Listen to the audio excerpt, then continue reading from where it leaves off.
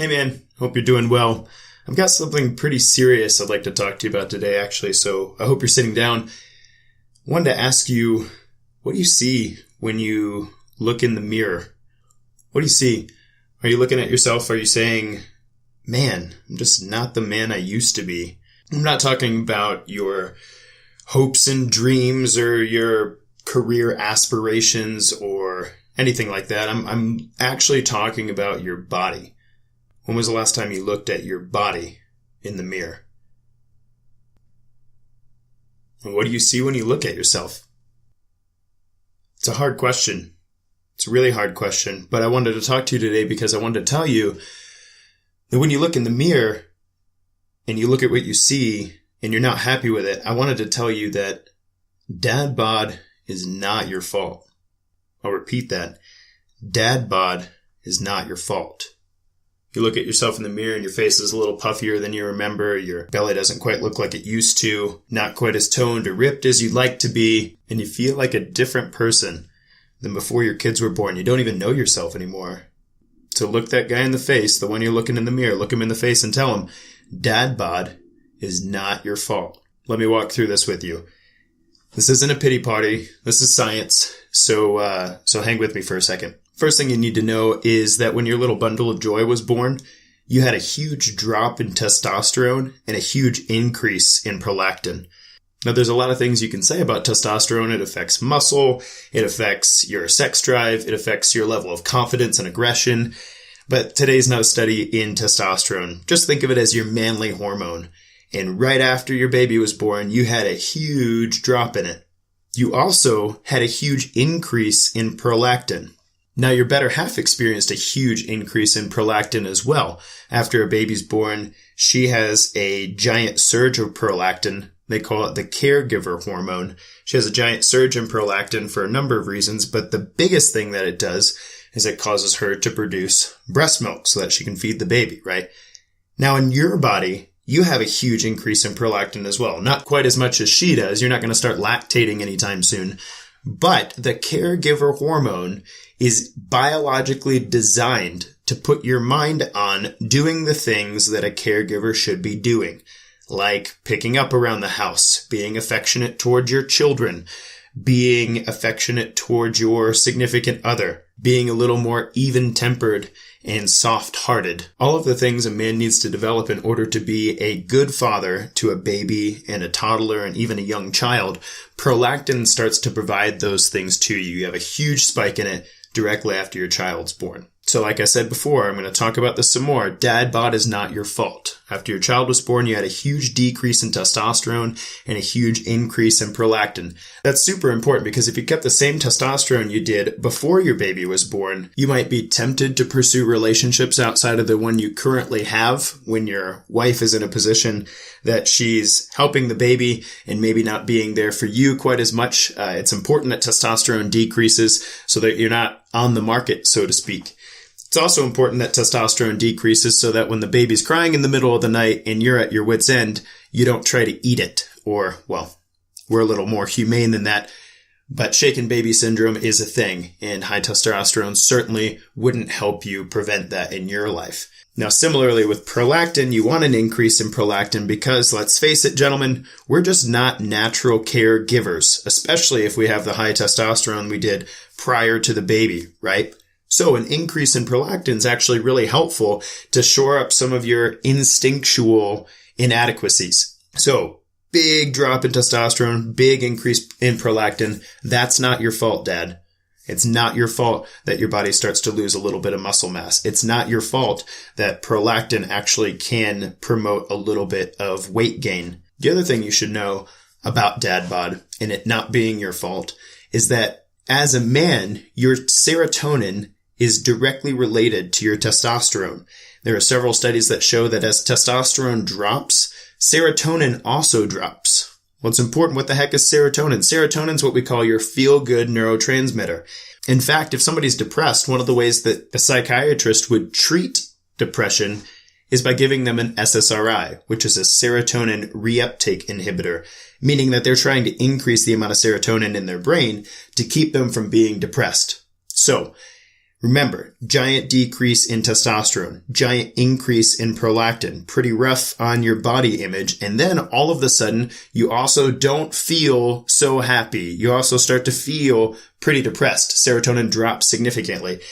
One of the really interesting things that you should know about that, Dad, is that serotonin, your feel-good hormone, can be increased by the things we call comfort foods. So cookies, mac and cheese, pizza, fudge pudding. Insert comfort food here, and you have a recipe for boosting your serotonin artificially. So when you have this giant decrease in testosterone and a giant decrease in serotonin, you start craving the comfort foods that are going to get your serotonin back to a happy place. They only do it temporarily, and it's not a permanent fix, but you know this just as well as I do. Shortly after the baby's born, you start to crave these things. So like I said, Dad Bod is not your fault. This is biology. There's nothing you can do to change it. You're going to have a big decrease in testosterone, big increase in prolactin, big decrease in serotonin as a result.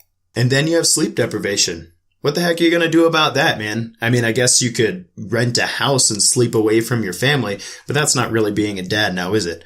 So Dad Bod is not your fault, and that sleep deprivation will increase the amount of cortisol in your life. Shortly after my son was born, I remember for about 3 months, I got a solid 4 hours of sleep every night in increments of 2 hours each. So I got a horrible amount of sleep. For a guy who's used to getting about 7 solid hours of sleep, I was running on less than empty. And my cortisol was likely through the roof. I don't have any lab tests to prove that, but while your cortisol's high, you're going to crave sugar and you're going to store fat in your midsection. So the 6-pack that I had before my son was born has slowly started to see that get a little fluffier over those first few months of sleep deprivation. Now, that's not your fault. What are you going to do about that? I mean, you can't really nap all day. You've got work to do. You also can't sleep completely through it. I mean, on some level, your wife is also going through an amazing amount of sleep deprivation. And so there's a deep drive in you to want to be there for her. I completely get that. So you have elevated cortisol, decreased testosterone, increased prolactin, and decreased serotonin. And again, none of that is your fault. There's nothing you can do about that. So I want you to hear from me right now while you're looking in the mirror and you're kind of annoyed at that guy you see. I want you to tell yourself, Dad Bod is not your fault. So what the heck, man? What's going on? Seems like biology is against you. It's pretty frustrating, actually. Sure, biology wants me to be a great dad and stick around for my family and be a good caregiver and deal with the sleep deprivation that comes with having a brand new baby in the house or that comes with having kids in the house. Completely understandable. But what the heck, biology? Aren't I supposed to be a strong, confident, powerful person that models excellent behavior for my children and that is a pillar in my community so that I can be the best husband, the best dad, the best man that I can be? What the heck, biology? I'm going to need some testosterone for that. I'm going to need you to get rid of that prolactin, and I'm certainly going to need some serotonin so I can feel better about it. And how well you're at it, I would really love some sleep, some really good sleep to drop that cortisol back down to a nice, healthy place. So what the heck am I supposed to do about it? So I know I just told you that Dad Bod is not your fault, and you need to understand that biology is a little bit against you. But here's the thing. To understand something is to liberate yourself from it.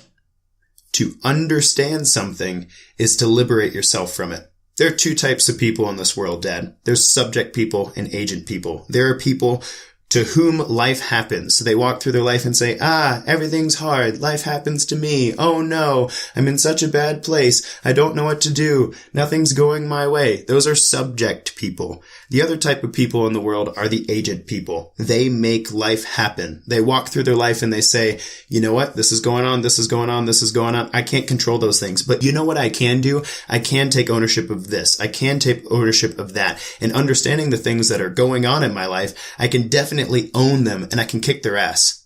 So here's the thing. It's not your fault. Dad Bod is not your fault. Biologically speaking, it's not your fault that testosterone drops and prolactin goes up and serotonin goes down and you get some cortisol in your system and you're craving sugar and you're craving carbohydrates and fat's accumulating and muscle's lost and you're feeling a little unconfident and less aggressive than usual. So what? So what? What are you going to do about it, dude? Are you going to continue to look in the mirror and go, it's not your fault?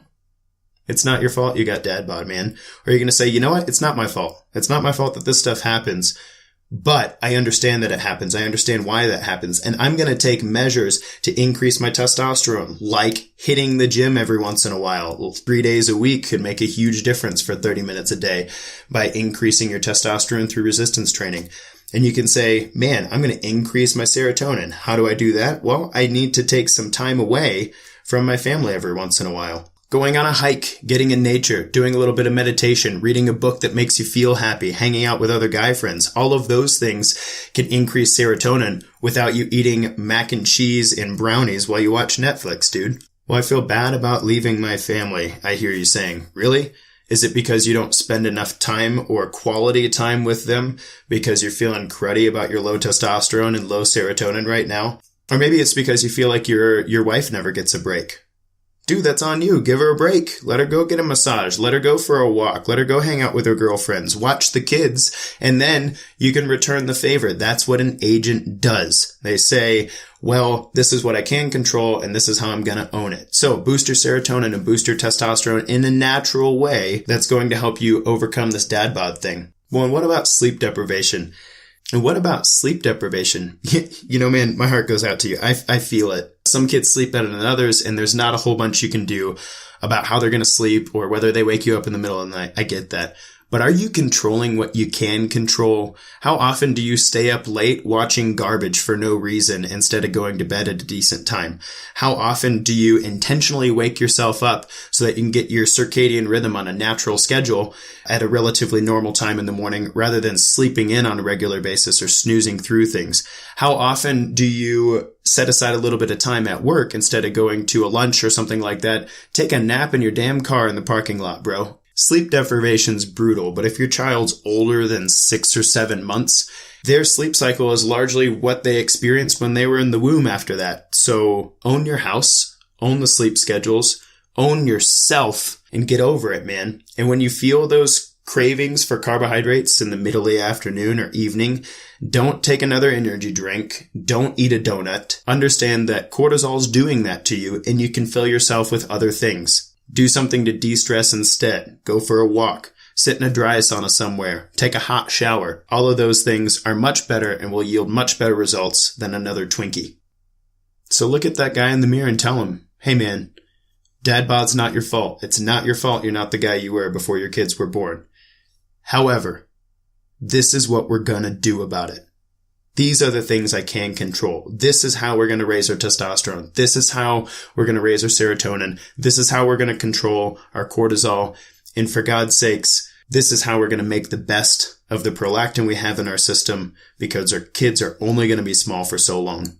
This is Alex Van Houten at Defining Dad Bod. I hope you'll stay tuned for future episodes where I walk you through what else you can be doing to own yourself as an agent in this world, make your life happen, and join me in redefining Dad Bod. Until next time, thanks for listening. Kick butt. Take names.